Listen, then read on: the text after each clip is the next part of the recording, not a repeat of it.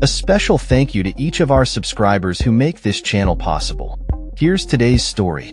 In a significant development for Middle East diplomacy, British Prime Minister Keir Starmer announced that the United Kingdom will recognize Palestine as a state during the United Nations General Assembly in September, unless Israel takes substantial measures to address the dire situation in Gaza. Speaking at a press conference at Downing Street, Starmer emphasized the urgent need for a ceasefire in Gaza, a halt to the annexation of West Bank territories, and a commitment to a two-state solution as prerequisites for the UK's recognition of Palestinian statehood. This announcement comes amid increasing international pressure on Israel to allow humanitarian aid into Gaza, as the humanitarian crisis continues to escalate. Starmer's remarks were echoed by British Foreign Minister David Lammy, who stated that the viability of the two-state solution is under threat due to the current Israeli government stance. Lammy criticized Israeli Prime Minister Benjamin Netanyahu's rejection of this solution, labeling it both morally and strategically wrong.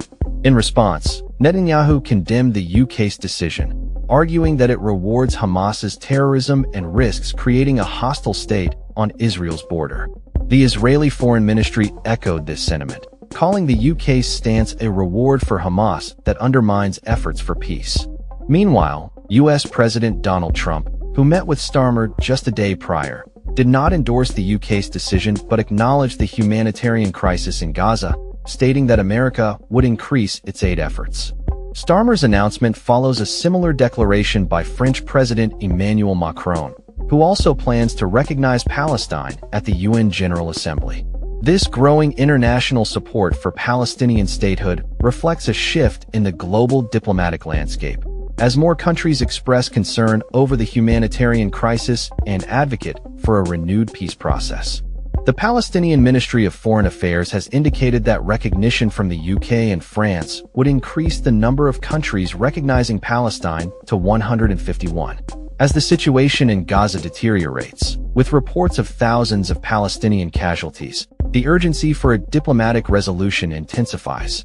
Starmer's government will assess the actions of both Israel and Hamas ahead of the UN meeting, aiming to facilitate humanitarian access and the release of hostages.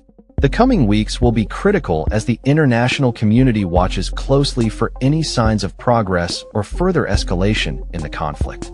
That's all for this story. We upload videos every day covering many different subjects, so hit that subscribe button to stay informed. Thanks for watching.